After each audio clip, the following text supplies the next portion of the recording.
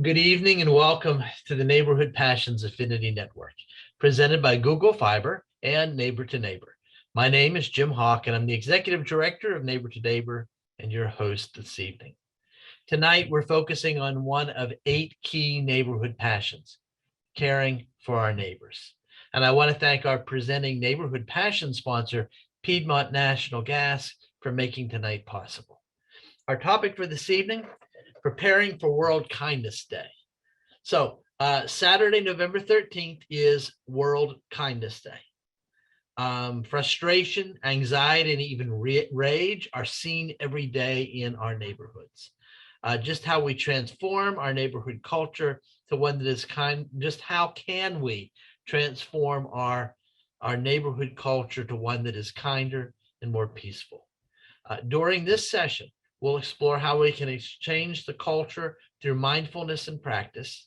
I'm looking forward to hearing some of your stories about kindness happening in your neighborhood tonight. And I don't know, I found it very interesting to start off with. I just wanted to talk about World Kindness Day.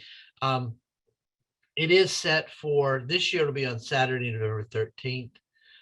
It was introduced actually in 1998 by the World Kindness Movement.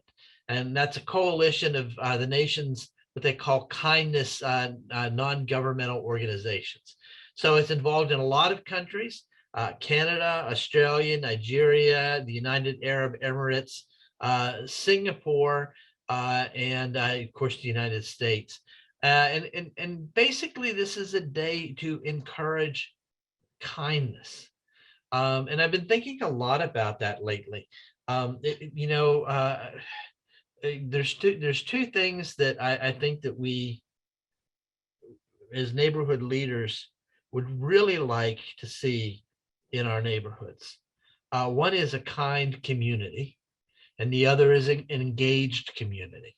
Now we're going to talk about the engaged part on down the road, but the kindness is really, I think, important for our own mental health, if for nothing else. When we are in a kind environment, we flourish. We feel better about ourselves. We feel better about the world. When we are in an environment where kindness is not available, where it seems like everybody we meet is angry and hostile, it does nothing for mental health. It does everything for promoting the feelings of isolation, fear, mistrust. And so talking about this tonight, what I want to talk about is, where's the culture in the neighborhoods where we're at? Let's talk about that culture right now. Do you live in a kind neighborhood? My guess is no one's going to say that their neighborhood is 100% kind. But my guess also is that no one's going to say that their neighborhood is absolutely unkind. So I don't know how we measure it, but I wanted to ask you and put this question to the three of you, my three panelists. Is your neighborhood a kind neighborhood? Well, I was just watching the news earlier about the people in West Nashville with the homeless camp in their neighborhood. And I can see both sides, because you think about, that the homeless people have taken over I think it's a park. And so I can see that you have compassion for the homeless, but I also can see that you're concerned about your safety and the safety of your neighborhood and your kids and your property value. So I'm sure there are also people in that neighborhood that are kind to the homeless and probably share food and bottled water, with them, in addition to those that will probably have nothing to do with the homeless. So that can be an example of, is your neighborhood kind? And what would happen, if we were in that situation that a homeless camp was right behind us, will we be kind to them as our neighbors or very resentful? So, but I try to be kind to my neighbors that walk their dogs or jog. And I can remember I told you the story, but I pick up trash on my street all the time. And this couple thought I was homeless and they came to give me $5. They thought I was picking up bottles, cans for money. It's a true story, and it just happened a few months ago. Um, so, but once I told them that I was president of their neighborhood association and I gave them a newsletter, they were very embarrassed. But I told them I think that still was an act of kindness, because had I been a homeless person, they assumed that, made a decision. As a matter of fact, the lady came out to give me $3, and her boyfriend told me to hold on. He went to the store to get change, and he brought me $3 more. And when after I had talked with her, and when he pulled back up after getting the change, she tried to stop him from talking. She was like, "No, no, no," you know. But it's all. And my daughter was like, "Well, Mama, what did you have on?"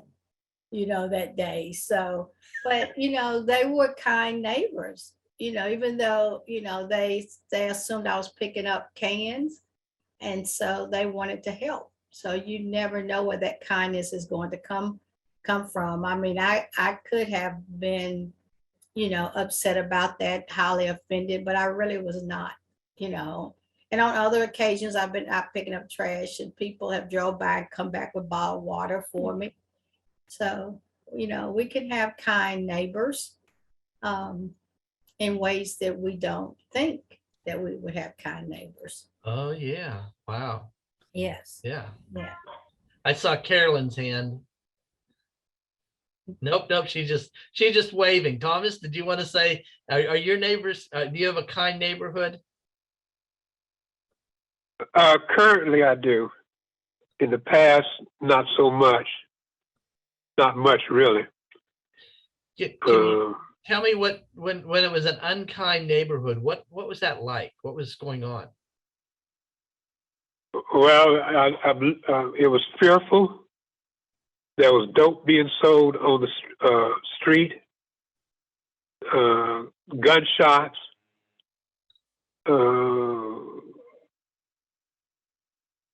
other criminal activity that was occurring on or near Cephas, and it made for an uncomfortable and oftentimes fearful situation where it would have been dangerous to report the activity to the police, but eventually, through a variety of influences and pressures, for the time being, it has stopped. And most of the neighbors wouldn't say they're unkind or kind, they're just polite, is the best way to put it, civil. I don't think anybody would go out of the way to be cruel or go out of the way to be nice. It's just a matter of folks just getting along with one another. So it's how I see it. And how about you, Carolyn? Is it kind down there in Antioch? Well, we have two situations. We have kind people, and then we have crime people. So it's now beginning to be a lot of crime here in Antioch. We have burglaries, carjacking, but we're in a neighborhood that's growing so fast, and the young people are so bored that most of the crime is happening with the young people. It's old people too, but most of them are carjacking. But we do have a kind neighborhood. They walk their dogs, and they wave at you when you are outside. but it's just a season of changing personalities. People have lost the love for one another. They are more interested in doing their own thing. For example, this couple, nobody was concerned. I don't know if you guys saw it on the news, where the couple killed the 8-year-old, left their children in the home alone, and someone in the neighborhood should have checked on the family. But the kid was there for a year in the home, dead. I don't know if y'all saw it, but that's my main concern. Where is the love? But when I was a kid, you go next door, borrow sugar, flour, milk. Now you better not touch someone's door unless you're handing out a flyer or they recognize you. But everybody's so afraid, and that's that's happening in my neighborhood. The road rage. I don't know if y'all heard about it. Murfreesboro Road, Hickory Plaza. It's very dangerous here, but yet there's love here. So it's 50-50. And of course, I have the drug dealers in my neighborhood. It's everywhere. But my concern, and my concern, Jim, for the homeless hospital shelter, but that's one thing. When I see that on TV, I want to run down there and hand them my proposal and say, look, I got this for you. I just don't know how to do it. So that has been a passion for day one, the homeless people. And my thing is, how can you move them out of the parks when you have nowhere to put them? This lady was talking on the news today about pods. Build them some pods. You have to have somewhere for them to go before you just tell them to get out. And that's a problem. But my church is big on, excuse me, big on the room at the end. We take food there for the men and women's shelter. We're even making packages for Christmas and Thanksgiving with socks, because they need socks, underwear, deodorant, soap. All those things are needed, but we're just putting a Band-Aid on the homeless people. My true and meaningful idea is to get in their mind. Because my first thing is, why do you want to be homeless? It has to be something mental. And I just believe that you, in your right mind, you would not want to be homeless. You would want to seek out help, but if you're mentally, you can't seek it out. So my main desire was to build a homeless hospital shelter, because you got to get in their mind. Just moving them from the park to a apartment, it's not going to work. They have to have counseling. They have to have medical people to understand their problem. It's just not a one-day fix. Not a one-day fix. No. And I think, I don't know. I'm a little bit cautious about the psychological part. I don't think, I want to make sure that at least I express, I don't believe people are homeless because they have a mental deficiency or a psychological problem. But I do believe that being homeless is a very traumatic experience. And people get to that point in a variety of ways. Some have many issues, others, they just don't have any place to go. They've gotten themselves in a situation where they've lost their job, they've lost their rent, and nowhere to go. And that kind of trauma is debilitating. And I think that, we do have to worry about folks and their mental health living through that traumatic experience of being homeless. There's something that says to me, Carolyn, that you really judge a city by how it takes care of the least.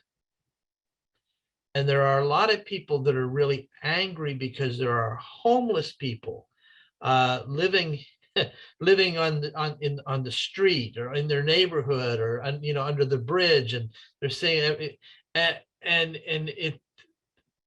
what I think we should be angry about is that the condition exists that people feel like or have to live in those conditions.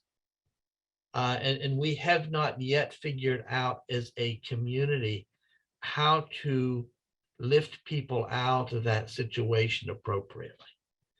And so when we talk about, for me, when we talk about kindness, probably the homeless is one of the most important things that we can do in promoting kindness, is figuring out how to care for the people in our midst who are without house. They are still human beings.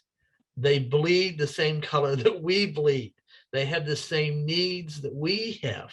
And for circumstances, I believe, mostly beyond their control, they're homeless. Right? Yeah. Oh, Carolyn, thanks for bringing that up. Okay, so I want to see, the World Kindness Day is one of these really weird things that it can be very superficial, right? When I moved down here to Nashville in 1986, everybody was saying hi to me. And everywhere I went, hi, how are you? And I'm from the North, I'm not used to that. And in my mind, I got this idea that saying hi and greeting neighbors was being kind.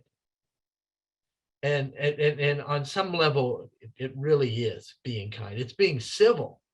At the very least, it's being civil. It's acknowledging the presence of another human being on the road that we're traveling. So in that sense, it is very important. But we all know that just because someone says hi to someone, it doesn't necessarily mean that they're being kind to someone, right? So how do we and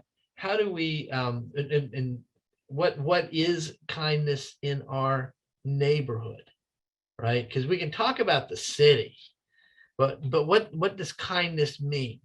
And Anita, you brought up some things that I thought were really interesting about your neighbor. I kind of wonder if all that trash that you were picking up, whether that's a lack of kindness. That when that trash is being thrown out, there is no acknowledgement that that's going to impact other human beings. Correct. Yeah, I agree, because I witness it sometimes myself, because people come, we have the fence at the end of our street that is the embankment to Ellington Parkway at the bottom of the street. And so people see that fence and they see the overgrown trees on the other side of that fence. And so when people get down to the bottom of that hill, I see people throwing trash out their car window. And it's a lot of bottles and cans, and you get McDonald's sacks and things like that.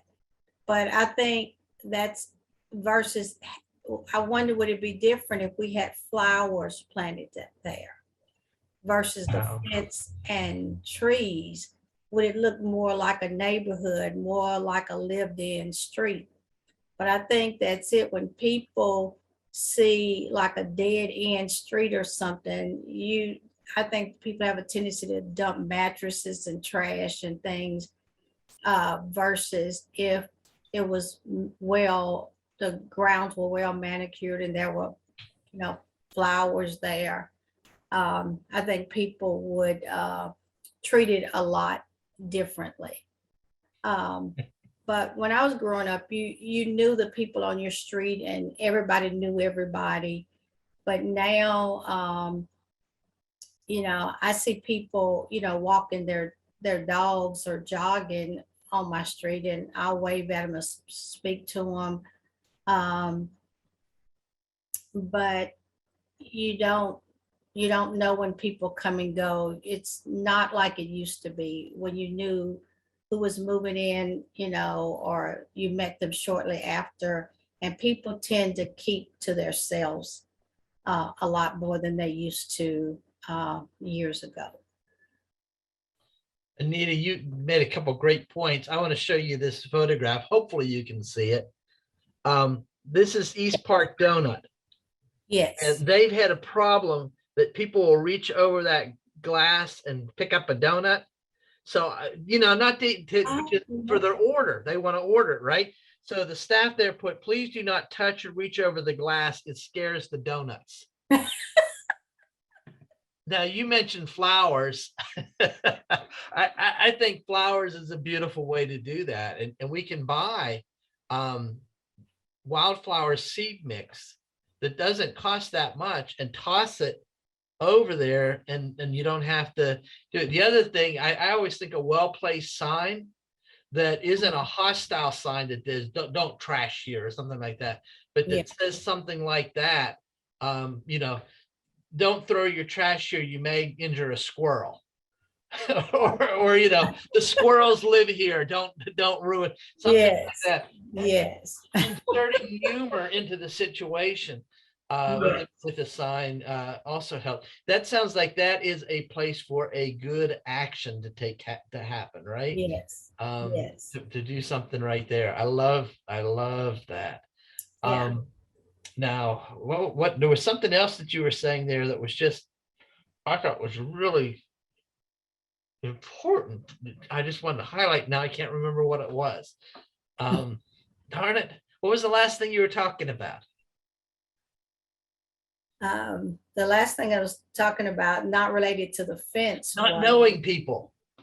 Right. Yeah. People. Yeah. Not knowing, people and our neighborhood association, we have a sign-in sheet, and we also put a place on there for your birthday. We don't want your year, just your month and your date.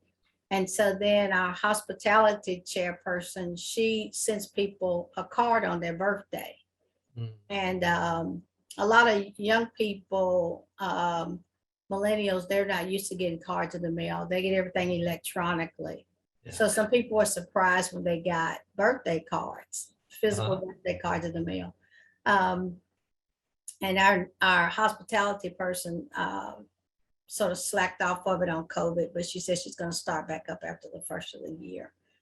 But some people were surprised that, they were like, I don't even know when the last time I got an actual birthday card in the mail. So we try to connect with people, and we try to send sympathy cards if they have a death in the family that we know of. But it's hard to sort of get to know your neighbors, because you just don't see them outside. People used to sit on the porch in the evenings, and nobody does that, much anymore. Or people are usually sitting on the patio. And I heard a guy say one time, one of the worst things that happened to the world was when people stopped sitting on their front porches and started building patios on the back of their house. And that's where people sit in their backyard or on their patio in the back. Whereas when we sat on the front porch, you could see everybody going up and down the street and coming in and out of their houses. And now you're not able to see that anymore. No.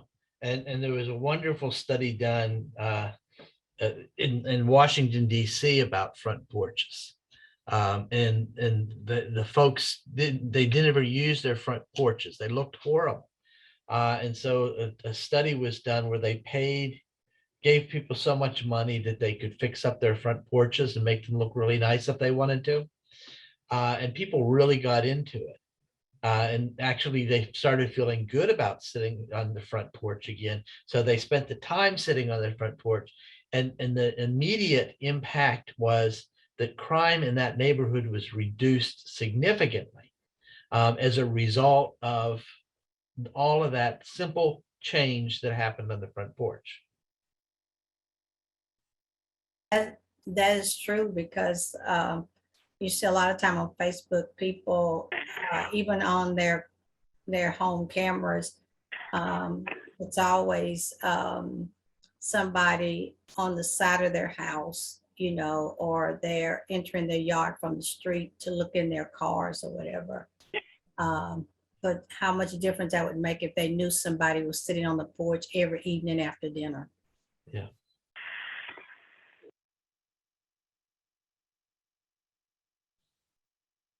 So, you know, as we think about this World Kindness Day, I've been thinking about, you know, this is one of these things that we can encourage people to think about. We can announce it in our neighborhoods that World Kindness Day is Saturday. And if you're a part of an organization, the other part of that is that you can take the opportunity to say, you know, this is World Kindness Day, is Saturday, November the 13th. Go out and meet your neighbors. Take a moment to introduce yourself to one of your neighbors. Now that's a low level type of kindness commitment with a high level fear factor for a lot of people. Yes. Right? The people are, I anymore, I don't, you know, I always look back to when I grew up and used to go Halloweening and trick-or-treating, right? We called it Halloweening where I came from, trick-or-treating down here.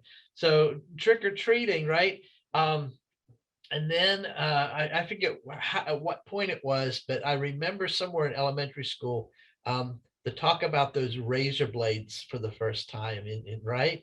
And at the same time that was happening, we were beginning to be taught about stranger danger, right? And how dangerous that was.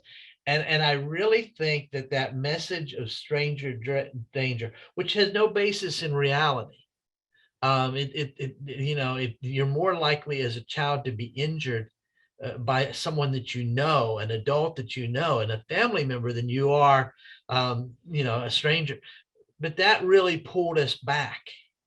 And it really held us back from, and, you know, don't you introduce yourself to that stranger.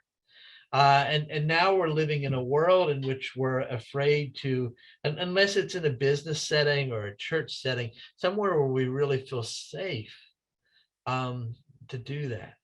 And unfortunately, I think still people are afraid to do that in their neighborhood. And that's a tragedy. I agree. Right? Yes. Because when we look at where we are today in relation to our neighborhoods, because we are so disconnected, and then coupled with social media, people more and more are saying that they feel isolated. More and more they're saying that they feel depressed. More and more they're feeling like they, you know, have lost hope, right? And all of that feeds, there's only one cure for that, and that's to break the isolation and to reach out.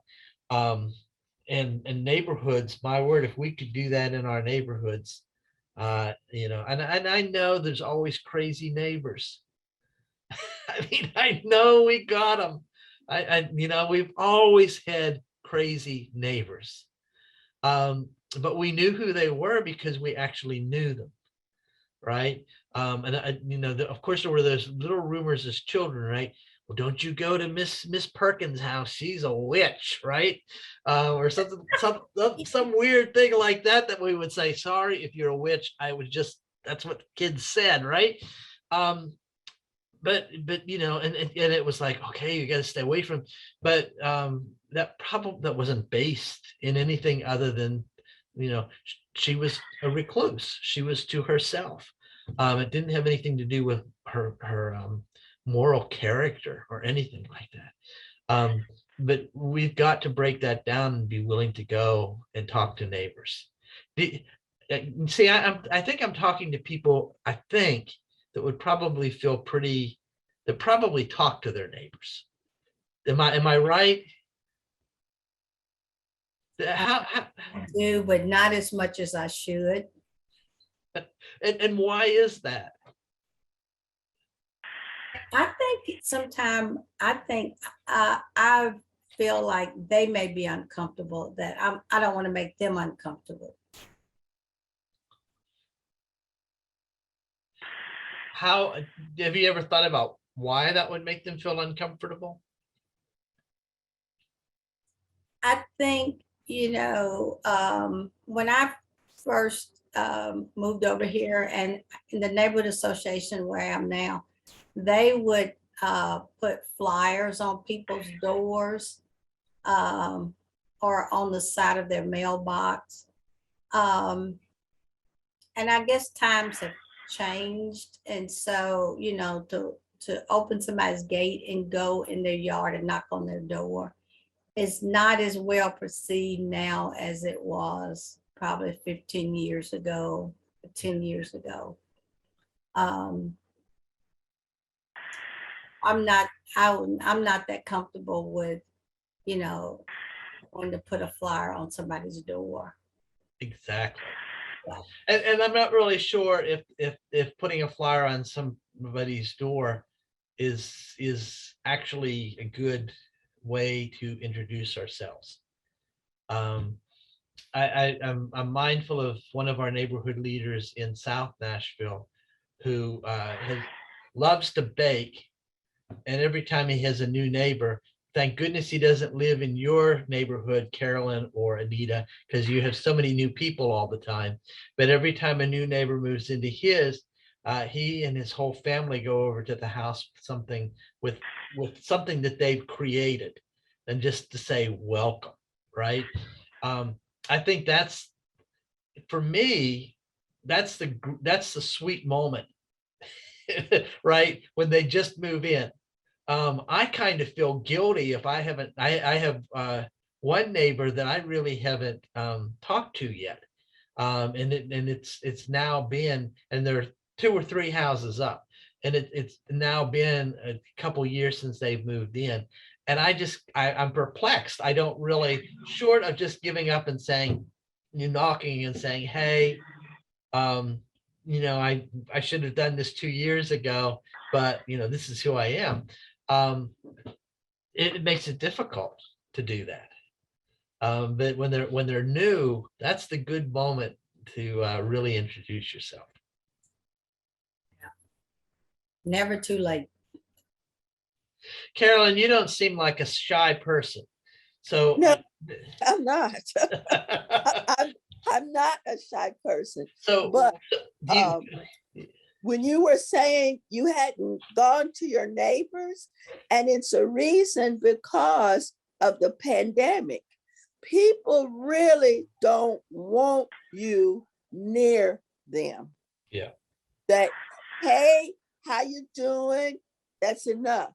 yeah. But when you come in their actual face, they Mhm. don't want it. Yeah. Because first of all, they may be vaccinated, but think you're not. Yeah. So it's not the same. That's what I'm trying to say. Yeah. We have the pandemic, and then people are so afraid of catching the corona that they don't want to be near anyone. And it's just a new season.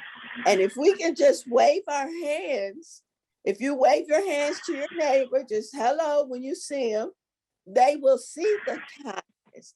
But for you to actually go knock on their door, that's a no-no. Mhm. First of all, they don't know you. Second of all, like you said, they're afraid of you. So you have to learn to just wave, hello, goodbye, because that's what I do. I'm like, hey, how you doing? And just go on. But I'm not trying to go to their house. No. No, I'm not even thinking about going to their house. And so the other thing that I believe that's different, like I was telling you guys, 216 homes in my little hideaway. So basically, I can just drive around, and if somebody's out, I can say, hey, how you doing? Neighborhood watch, just wanted to say hi. But if you have a large subdivision like you guys, it's very, very hard to get out there and make yourself known. And like when Anita was talking about picking up the trash, they had not a clue who she was. It's hard. You have a big subdivision. So they don't know. That's the key. They don't know you and they don't want to know you. It's just simple as that. And it's bad, but the pandemic has done that to us. It really has. And maybe it's not that they don't want to know us. They just don't want to be close to us during this time, right? Yes. Yeah.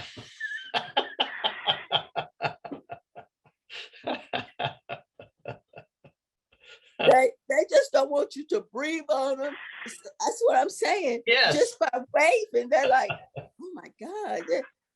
That's the whole thing. People are so afraid. And now that they say you can catch it with the shot, they're even more afraid. It is so dangerous for anyone. It is just a dangerous time. Mhm. And so we have to think out of the box. And my solution is just wave, welcome to the neighborhood, and leave it alone. But I have one advantage, 216 people. So I got it made.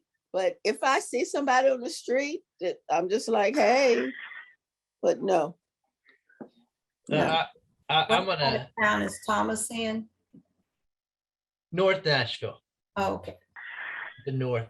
I'm gonna share a story from college days because I think it's of course it's back in the days when it's more of a story of an example of sexism in many ways, but I want to tell it because I think it could be transformed.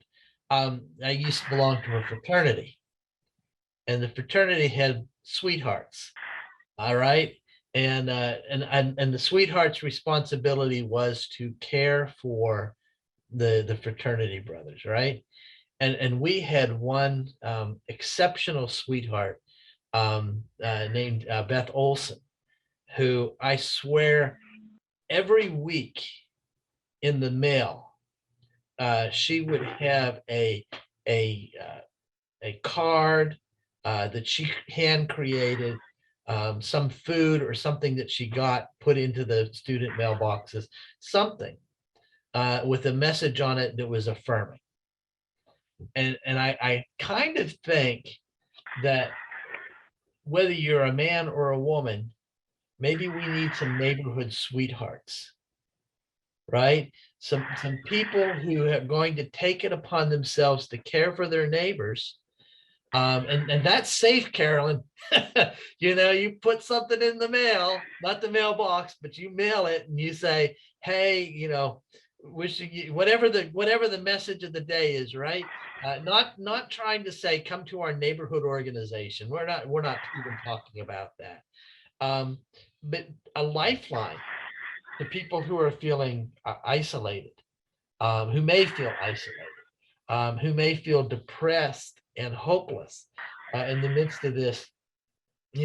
We really need caretakers in our neighborhoods who are going to find ways of showing kindness, not just on Saturday, November the 13th, but throughout the year. We need those sweethearts who are so often we think about what are you going to do for me? Or, my neighbors don't do anything for me. So why should I expletive have to worry about them? And it's like, okay, let's change that mindset a little. Okay, I think it's Ernest Tubbs. That says, if you want to have good neighbors, you got to be a good neighbor, right? That's the thing that we need. We need to become sweethearts who are going to care for our neighbors, not just the older ones, not just the kids, but people like you and me who, have to go to work every day and have to struggle and raise kids, grandkids, or maybe, whatever we have to do. We have all that stress. What can neighborhood sweethearts do for the neighborhood to really encourage that kindness, to show that kindness, so that the neighborhood actually becomes? Because I will tell you, I'm not begging for cards here, but if someone sends me a card that says, gee, I think you're a good person, you know what I do? I automatically turn around and I see someone and I'm like, you look really good today. Or, it just naturally forwarded, right? And so that's why we need these sweethearts in our neighborhoods, is because they're going to transform the culture of our community. And it doesn't happen with one card. It doesn't happen with one box of chocolates. If you believe that, then you're never going to get a spouse. Right. It's called wooing. It's called loving. It's called building relationships. But when we do that, the world's a better place. Amen. Amen. Thomas, what you thinking? We're going to wrap up here, but I want to hear what you're thinking. Well, what you just said reminded me of what a preacher preached several weeks ago, that as good as these intentions are, what she found disturbing and what caused me to think that without solicitation of the love of Christ, none of these efforts will be successful. Most people in the world want kindness regardless of their faith or lack of faith.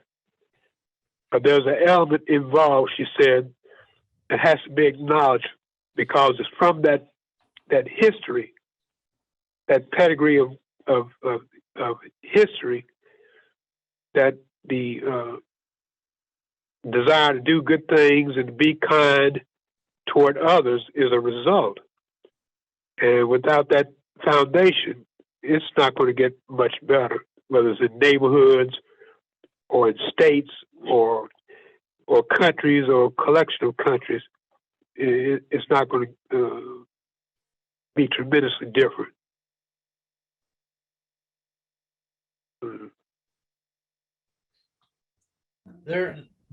Anita, I see you're coming off the mic. No, I was just agreeing with him. That makes sense. Yes. I think, when you're a person of faith, and I'm going to be real broad here, about what that means. It is our calling to be kind. I am mindful, though, that I have several people who are agnostic and atheist, who I find them to be kinder than many Christians that I know. So I believe. Oh, true. I believe that if you want to say that our Creator or our Creator has imbued in us this gift of love, it doesn't matter whether we acknowledge that or not. That gift is within us, and it's something that we can allow to flow freely if we just open our hearts to it. And I think that's what we're talking about here, right? That some people have open hearts, whether they go to church on Sunday or not, right? They have the open hearts and they're willing to share that gift of love they have within them freely. And we've really, and part of that love, as we know, is kindness, right? And they're willing to share their gift with the world of kindness. So I still say we need sweethearts. We need neighborhood sweethearts that are out there, and I'll take you regardless of your denomination, your religious. If you want to be my sweetheart, I will love you for it. Hey, we have wasted the whole hour of our time. I wanna just talk about next week, because next week, every week we do a different passion. So sometimes it seems a little bit weird. We go from one topic to another topic. If you actually go to our website and look at the passions, the videos make sense. So we're going to do a real quick change. And next week, we're going to talk about communicating through Facebook and Nextdoor. I think that most of us have a love-hate relationship with Facebook and Nextdoor. And we, I believe, have really good reason to have that. So, you know, how can a neighborhood organization, how can a neighborhood really effectively utilize these two tools to communicate with their neighbors and other key stakeholders? How does that work? And so we're going to focus on that next week, because I keep on hearing people in neighborhood groups say, I don't know how to do, they know how to do Facebook, but they really don't know how to use Facebook to their advantage. And so I want to talk about, you know, how we can use those programs. And I'll tell you that neighbor to neighbor, I got a little mosquito in here, how neighbor to neighbor has been effectively using them. And so we'll talk about that and some other things next week. So thank you. Well, bear in mind, according to the news reports today, Zuckerberg is changing the name of Facebook to Meta. So I don't know what changes, if any, he's making, because Facebook has been under fire here lately. Yes. For not doing enough, or to be kind, if you will, in society. And now he's agreement has been made among his followers at Facebook to change the name of it, as well as the logo. I don't know what improvements, if any, will be made, or whether it's just something superficial. I doubt if it is, given he's under so much fire right now. So maybe next week we'll have the rest of the story, as they say. Yeah, maybe so, or at least the beginning of it. Hey, thank you so much for wasting your Thursday evening with me. Please remember, and I know you will, great neighborhoods don't happen by accident. It takes me and you and all of us working together to make a real difference, a real positive difference right where we live. See y'all next week. Bye-bye. Bye-bye.